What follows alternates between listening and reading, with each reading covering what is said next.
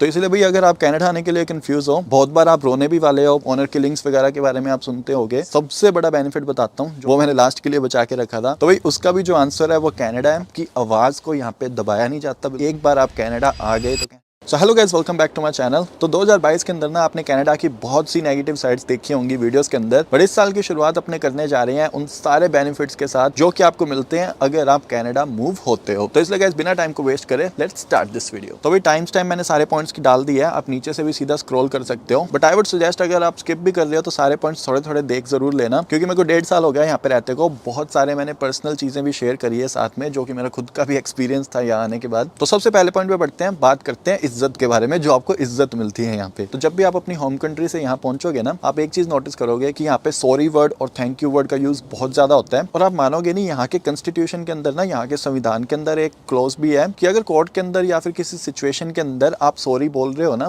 तो आपको गुनहगार नहीं माना जाएगा, क्योंकि ये वर्ड यहाँ पे यूज ही बहुत किया जाता है। तो मैं कहना ही चाहता हूँ जितने भी वेस्टर्न कंट्रीज है ना, उससे जब भी आप कंपेयर करोगे, यहाँ पे आपको रेसिज्म कम देखने को मिलेगा। You will feel safe here. और आपको एक चीज यहाँ पे आके बहुत ज्यादा फील होगी कि आपको बहुत ज्यादा रिस्पेक्ट मिलती है आप जहां भी जाते हो। उसके बाद अपने जल्दी से बढ़ते हैं सेकंड पॉइंट के ऊपर, बात करते हैं यहाँ के वेदर के बारे में। तो वेदर में देखो, पूरे कनाडा की बात नहीं करूंगा, कनाडा वर्ल्ड की सेकंड लार्जेस्ट कंट्री है। नॉर्थ में जाओगे तो बहुत ज्यादा एक्सट्रीम हो जाता है काम, बट मैं बेसिकली बात कर रहा हूँ टोरंटो की और उसके आसपास के एरिया की। तो आपने सीजन के बारे में छोटे होते पढ़ा होगा कि 4 सीजन होते हैं, winter, spring, summer and fall. तो अगर आप टोरंटो जैसे एरिया में आके रहते हो ना, तो आपको चारों तरीके के वेदर यहाँ पे देखने को मिलते हैं। आपने कनाडा के बारे में ये सुना होगा कि यहाँ पे 6-6 महीने सर्दियां रहती है, वो बात पूरी सच नहीं है। अगर आप नॉर्थ में जाओगे, ऊपर जाओगे थोड़ा, तो वो कंडीशन वहाँ पे होती है। बट अगर अपने मेन सिटीज की बात करें तो वहाँ पे गाइस ऐसा कुछ नहीं होता। विंटर्स आती हैं, 3-4 महीने रहती हैं, उसके बाद स्प्रिंग स्टार्ट हो जाता है, वापस से ट्रीज पे लीव्स वगैरह नहीं स्टार्ट हो जाती हैं। और यहाँ की एक स्पेशलिटी भी है उस सीजन के अंदर, जो चेरी ब्लॉसम नाम का ट्री होता है ना, उसके ऊपर इतनी ब्यूटीफुल आपको लीव्स देखने को मिलती है, जो कि पूरी वर्ल्ड वाइड फेमस है। और उसके बाद फिर आपको समर्स भी यहाँ पे इतना अच्छा देखने को मिलता है, हर जगह आपको ग्रीनरी मिलेगी। अब नॉर्मल क्लॉथ्स में बढ़िया बीच वगैरह पे जा सकते हो, घूम फिर सकते हो, ट्रेल्स जितनी है वो एक्सप्लोर कर सकते हो। और उसके बाद जैसे ही समर्स खत्म होने लगता है ना, फॉल वाला सीजन जब स्टार्ट होना होता है, उसके बाद आपको और अनदर लेवल की चीजें यहाँ पे देखने को मिलती हैं। जितने भी लीव्स के कलर होते हैं फॉल्स में, बड़े अमेजिंग हो जाते हैं। आप स्क्रीन पे भी देख सकते हो, आपने बहुत सारी ऐसी वीडियोस, रील्स या क्लिप्स वगैरह देखी होंगी। और एक जब आप रियल में यहाँ पे आके वो सारी चीजें देखते हो, उसका तो एक्सपीरियंस पे बिल्कुल ही अनदर लेवल होता है। और उसके बाद जैसे जैसे फॉल खत्म होता है, फिर आपको थोड़ी डोज विंटर की भी मिलती है। आपको एक ही शहर के अंदर ना तीनों सीजन के बाद स्नो भी देखने को मिलेगी, और आप जाके बहुत सारी अदर एक्टिविटीज कर सकते हो। लोग बड़ी दूर दूर से यहाँ पे स्कीइंग वगैरह करने आते हैं, बड़े बड़े रिसोर्ट्स बने हुए हैं यहाँ पे। तो इट्स जस्ट दैट जब भी आप नए नए यहाँ पे आते हो ना, एक बार आपको एडजस्ट होने में टाइम लगता है, बट उसके बाद आपको समझ आता है कि चारों सीजन्स के अंदर ना इतनी सारी अलग अलग चीजें करने को होती हैं। तो वो जब आप यहाँ के रहने लग जाते हो ना, तब आपको वो चीजें रियलाइज होती हैं। तो उसके बाद अपने थर्ड पॉइंट पे बढ़ते हैं, बात करते हैं इधर के कल्चर के बारे में। हर बंदे के ना अलग अलग व्यूज होते हैं कि मेरे को तो भाई इस तरीके की कंट्री में जाना है जहाँ पे इस तरीके के लोग रहते हो। बट अगर आप कनाडा जैसी कंट्री में आ रहे हो ना, तो यहाँ पे आपको हर कल्चर के, हर कंट्री के, हर तरीके के लोग मिलेंगे। आपको किसी एक स्पेसिफिक कंट्री में मूव होने की नीड नहीं है, आपको सारे कल्चर्स का पैकेज ना यहाँ पे कनाडा में मिल जाएगा, क्योंकि कनाडा कंट्री ही इमिग्रेंट्स की है। दुनिया के हर कोने से लोग यहाँ पे रहने के लिए आते हैं। और अगर अपने वर्क की बात करें ना, तो वर्क फील्ड के अंदर भी आपको इससे बहुत अच्छा एक्सपोजर भी मिलता है। तो साथ में ना इससे रिलेटेड अपने फोर्थ पॉइंट पे बढ़ते हैं, बात करते हैं जॉब अपॉर्चुनिटीज के बारे में। एक चीज आप सोच के देखना, जितने भी एशियन कंट्रीज हैं, अगर आपको कोई बोले कि आपको मिनिमम वेज पे वहाँ पे काम करना है, तो I don't think majority of countries में आप सर्वाइव भी कर पाओगे। आप अच्छा फोन नहीं ले सकते, आप गाड़ी नहीं ले सकते, आप अपना लाइफस्टाइल मेंटेन नहीं कर सकते। बट अगर आप कनाडा आ रहे हो, अगर आप मिनिमम वेज पे भी काम कर रहे हो, आप बहुत सारी चीजें, मेजॉरिटी ऑफ जो चीजें होती हैं जो आपको डेली लाइफस्टाइल में चाहिए होती हैं, आप अफोर्ड कर सकते हो। मैं घर की बात नहीं कर रहा, मिनिमम वेज पे काम करके आप किसी भी कंट्री में ना घर अफोर्ड नहीं कर सकते। तो यहाँ पे जो मिनिमम वेज होती है ना, कि घंटे के आपको इससे कम पैसे तो मिलेंगे ही नहीं। तो आप अगर हफ्ते के अंदर 30 से 40 घंटे मिनिमम वेज पे भी काम करते हो ना, तो आप अपने यहाँ पे मोस्ट ऑफ द एक्सपेंसेस निकाल सकते हो, एक ठीक ठाक सा अच्छा लाइफस्टाइल भी फॉलो कर सकते हो। मेहनत करोगे, अच्छी एजुकेशन लोगे, अच्छी स्किल्स डेवलप करोगे, तो बढ़िया सैलरी के साथ ना जॉब लगने से आपकी कोई नहीं रोक सकता। या फिर आपके पास कोई अच्छा बिजनेस आइडिया है, then this is the land of opportunity. आओ बढ़िया धंधा करो यहाँ पे। और उसके बाद अपने बढ़ते हैं 5वें पॉइंट के ऊपर। अगर आप किसी भी कंट्री में मूव होने जा रहे हो, तो आपको गारंटी चाहिए कि वो कंट्री आपको फ्यूचर में वहां से निकाले ना। तो इस मामले में भी ना मेजॉरिटी ऑफ लोग ये चीज जानते हैं कि एक बार आप कनाडा आ गए तो कनाडा आपको वापस कभी नहीं भेजता। अगर आप सिस्टमेटिक वे से चलोगे, कोई क्रिमिनल एक्टिविटी नहीं करोगे, तो इवेंचुअली आपको टाइम के साथ पीआर भी मिलेगी कि इवेंचुअली आपको टाइम के साथ सिटीजनशिप भी मिलेगी यहाँ की। सो ये भी एक बहुत बड़ा बेनिफिट है कनाडा मूव होने का। तो इसलिए जितनी भी फैमिलीज है ना वो भी कनाडा को बहुत ज्यादा प्रायोरिटाइज करते हैं। तो इसके बाद अब अपने जल्दी से बढ़ते हैं नेक्स्ट 3 पॉइंट पे। 3 इसलिए बोल रहा हूँ कि सारे इंटरकनेक्टेड है और ये सबसे एक्साइटिंग पार्ट है। तो इसको मैं ये बोलूंगा आप स्किप मत करना, पूरा सुनना। तो पहले बात करते हैं अपने यहाँ की गवर्नमेंट के बारे में। तो जैसे आप यहाँ पहुंच जाओगे ना आपको एक चीज समझ आएगी कि यहाँ की जो गवर्नमेंट है वो इतनी हम्बल है और इतनी पोलाइट है। आपको पूरी फ्रीडम दी जाती है कि आप जो भी एक्सप्रेस करना चाहते हो कर सकते हो। आपकी आवाज को यहाँ पे दबाया नहीं जाता बिल्कुल भी। फॉर एग्जाम्पल यहाँ के प्राइम मिनिस्टर कौन है? Justin Trudeau. ओके, आप अपने घर के बाहर ये चीज बड़े बड़े अक्षरों में लिख सकते हो कि आई हेट दिस गाय। और यहाँ के जो गोरे हैं ना पुराने कैनेडियंस वो लाइक भी नहीं करते, तो बड़ा गंदा गंदा ना लिखा भी होता है, पोस्टर ही लगा रखे होते हैं। पीसफुली आप यहाँ पे प्रोटेस्ट कर सकते हो, आपके राइट्स यहाँ पे कोई नहीं छीन सकता आपसे। तो ऐसी कोई हरकत अगर आपने होम कंट्री में करने के बारे में भी सोचा ना तो रातों रात ही आपको,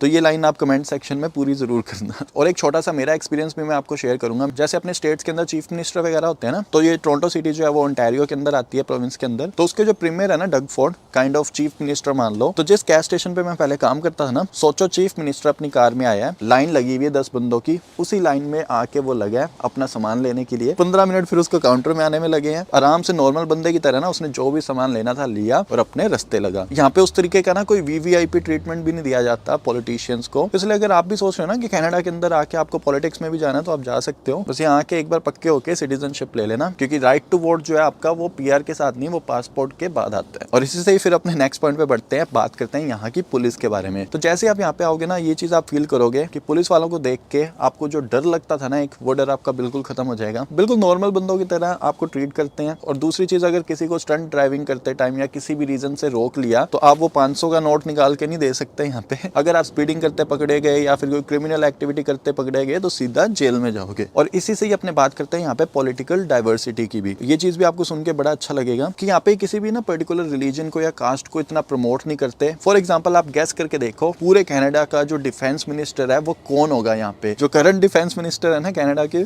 वो अनीता आनंद, आप स्क्रीन पे देख सकते हो। और इनसे भी जो पहले थे वो हरजीत सज्जन थे। तो जो लोग स्टिल अभी भी बातें करते हैं ना कि यहाँ पे रेसिज्म है, तो आपने खुद ने स्क्रीन पे एग्जाम्पल देख लिया। और उसके बाद फिर अपने जल्दी से नेक्स्ट पॉइंट पे बढ़ते हैं। आपसे मैं एक क्वेश्चन पूछूंगा कि वर्ल्ड के अंदर ऐसी कौन सी कंट्री है जिसमें जो रहने वाले लोग हैं वो सबसे ज्यादा एजुकेटेड है? तो भाई उसका भी जो आंसर है वो कनाडा है। कनाडा के अंदर 55% से भी ज्यादा लोगों के पास हायर सेकेंडरी से ज्यादा की एजुकेशन है। तो इसलिए आपको यहाँ पे ना वो ज्यादा अंधविश्वास और सुपरस्टिशंस वगैरह देखने को नहीं मिलेगी। और इन्हीं सारे अंधविश्वासों से जो सिवियर थिंग्स हो जाती हैं कभी कभी, ऑनर किलिंग्स वगैरह के बारे में आप सुनते होंगे, तो वो सारी चीजें आपको यहाँ पे बिल्कुल भी नहीं देखने को मिलेंगी। और फिर से अपने बढ़ते हैं नेक्स्ट पॉइंट के ऊपर, बात करते हैं यहाँ के हाउसेज के बारे में। आप पीछे भी देख सकते हो। तो यहाँ पे आके जब आप घरों में रहोगे ना, लोग बड़ा कहते हैं यार -20 में लोग कैसे सर्वाइव करते होंगे, या फिर समर्स में जब 30-40 डिग्री हो जाता है तब कैसे सर्वाइव करते होंगे। तो यहाँ के घर इतने ज्यादा ऑटोमेटेड है ना, आपको सेंट्रल हीटिंग और सेंट्रल कूलिंग मिलती है। दैट मीन्स पूरे साल के अंदर ना, चाहे कोई भी महीना चल रहा है, आप घर के अंदर सेम कपड़ों में घूमोगे। आपको कोई जैकेट वैकेट पहनने की नीड नहीं है, या फिर गर्मियों में आपके कोई पसीने नहीं बह रहे होंगे। और जैसे अपनों ने अपनी होम कंट्रीज में देखा है, गर्मियों में अपने बढ़िया आराम से अपने कमरे में एसी चला के पड़े होते हैं और मम्मी जो है किचन में अपनी रोटियां बना रही होती है बेचारी पसीने में। तो ये सारा सीन भी नहीं होता। आपके घर का हर एक कोना कोना जो होता है वो गर्मियों के अंदर पूरा ठंडा रहेगा और सर्दियों के अंदर पूरा हीटेड रहेगा। आज के जनरेशन को कपड़े वपड़े भी नहीं धोने आते, बचपन से मम्मियों ने धोए हैं। इंडिया में अपनी मशीनें ऑटोमेटिक वगैरह आ तो चुकी हैं, पर ड्रायर्स वहाँ पे इतने यूज नहीं होते। तो यहाँ पे कपड़े भी आप देख सकते हो पीछे बाहर नहीं सुखा रहा कोई, कि यहाँ पे अभी तार लगा दूं और उसके ऊपर मैं कपड़े सुखा रहा हूँ। कपड़े सुखाने के लिए भी ड्रायर होता है, उसमें डालो, घंटे में आपके कपड़े जो है सूख के बाहर आ जाते हैं। तो कहने का मेरा मतलब ये है कि हाउसेस जो है ना यहाँ के वो बड़े प्रैक्टिकल है।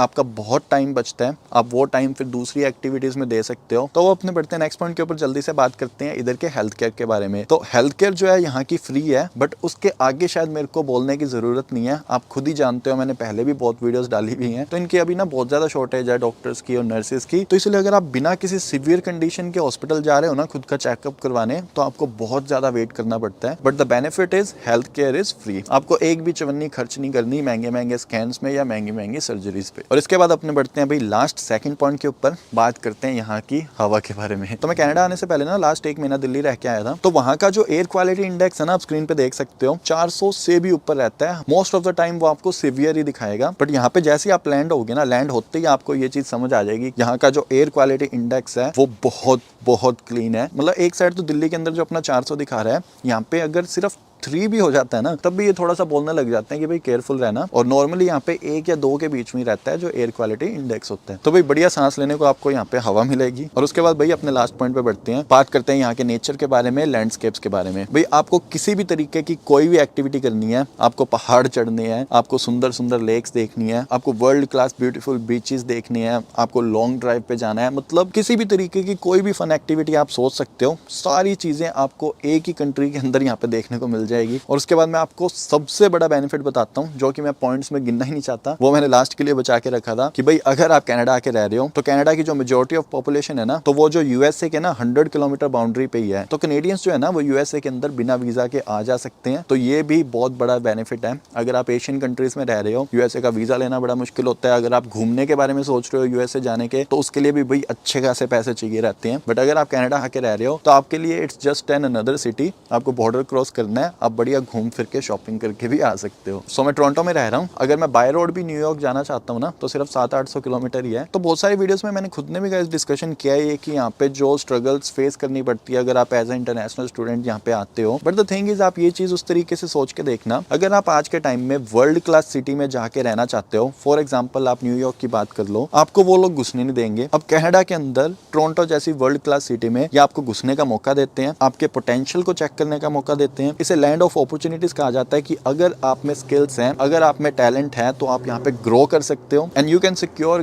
Great future for you and your family. तो इसलिए भाई अगर आप कनाडा आने के लिए कंफ्यूज हो, आपको नहीं होना चाहिए। ये चीज मैं जरूर बोलूंगा, स्टार्टिंग में लाइफ हार्ड जरूर होगी, आपको स्ट्रगल करनी पड़ेगी, बहुत बार आप रोने भी वाले हो, बहुत बार अपने होम टाउन को याद करने वाले हो। But if you have a good plan, strong mindset, dedication and determination, then Canada is a land of opportunities. तो भाई ये सारे पॉइंट्स थे आज की वीडियो के। मेरा मन था नए साल को अपने पॉजिटिवली स्टार्ट करें। मेरा खुद का भी पर्सनली जो 1-1.5 साल हो गए यहाँ पे रहते को, तो मेरा बहुत टाइम से मन था कि ये वीडियो भी बना के आप सबके साथ शेयर करूं। तो गाइस आपके क्या थॉट्स हैं, आप कमेंट सेक्शन में बता सकते हो। आप कनाडा आ रहे हो या नहीं आ रहे हो, वो भी आप कमेंट सेक्शन में बता सकते हो। और मेरी तरफ से हमेशा की तरह एक सिंपल सी रिक्वेस्ट है, अगर वीडियो आपको अच्छी लगी है, इन्फॉर्मेटिव लगी है, तो भाई सब्सक्राइब कर लो ताकि मोटिवेशन मिलती रहे ऐसी और वीडियोस बनाने की। तो ठीक है गाइस, फिर अब अपने मिलते हैं नेक्स्ट वीडियो में। तब तक के लिए goodbye and take care.